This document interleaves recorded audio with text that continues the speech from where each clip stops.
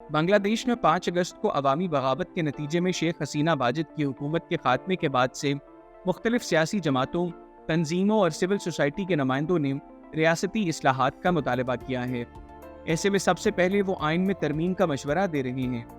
کچھ لوگ ایسے بھی ہیں جو کہتے ہیں کہ اس وقت آئین کو اثر نو تحریر کیے بغیر ریاستی اصلاحات ممکن نہیں۔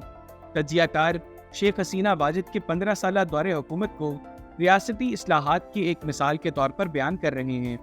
ان کا کہنا ہے کہ اس وقت بنگلہ دیش کے آئین نے وزیر اعظم یا سربراہ حکومت کو کچھ ایسے اختیارات دے دیے ہیں جن کے ذریعے اس عہدے پر بیٹھے کسی بھی شخص کو ڈکٹیٹر بننے کا موقع مل سکتا ہے۔ ایسے میں تجزیہ کار آئینی اصلاحات کے لیے آئین ساز اسمبلی کے قیام کا مشورہ بھی دے رہے ہیں۔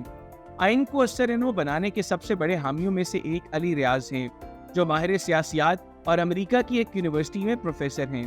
پروفیسر ریاض کہتے ہیں کہ لوگوں کی خواہش ملک کو آمریت سے نجات دلوانے اور جمہوری نظام کو قائم کرنے کی ہے۔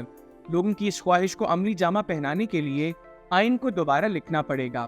تو کیا آئین کو دوبارہ لکھے بغیر ریاست کے قوانین میں ترمیم یا اصلاحات ممکن نہیں؟ کچھ لوگ اس ضمن میں سن 2007 میں فوجی حمایت یافتہ نگران حکومت کے دوران اصلاحات کی مثال دیتے ہیں، لیکن بہت سے لوگوں کا اس بارے میں خیال ہے کہ آئین میں ترمیم یا قانون میں اصلاحات کر کے بھی آمریت کو روکنا ممکن نہیں، لیکن اس بارے میں جوابی دلائل کی ہیں۔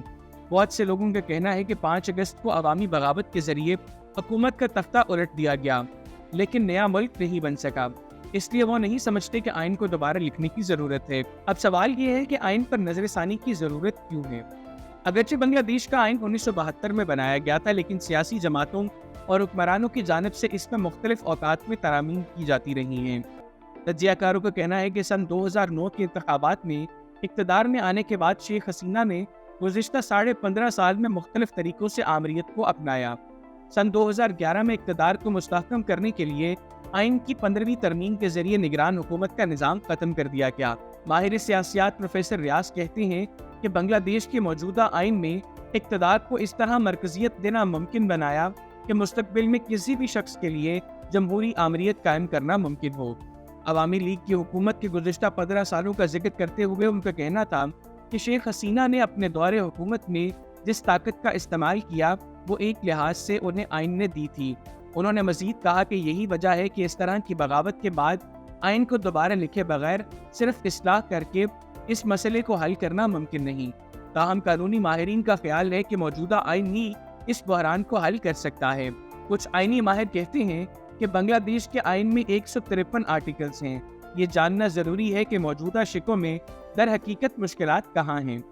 ایک سینئر وکیل حسنات قیوم کہتے ہیں کہ اگر انتخابی نظام، عدلیہ، محکمہ بلدیات، حکومت سمیت کئی جگہوں پر تبدیلیاں لائی جا سکتی ہیں تو مستقبل میں ڈکٹیٹرشپ سے بچنا ممکن ہے، لیکن یہ آئین میں ترمیم کر کے ہی ممکن ہو سکتا ہے۔ اب ایک سوال یہ ہے کہ بنگلہ دیش میں آئینی خطرہ ہے کیا؟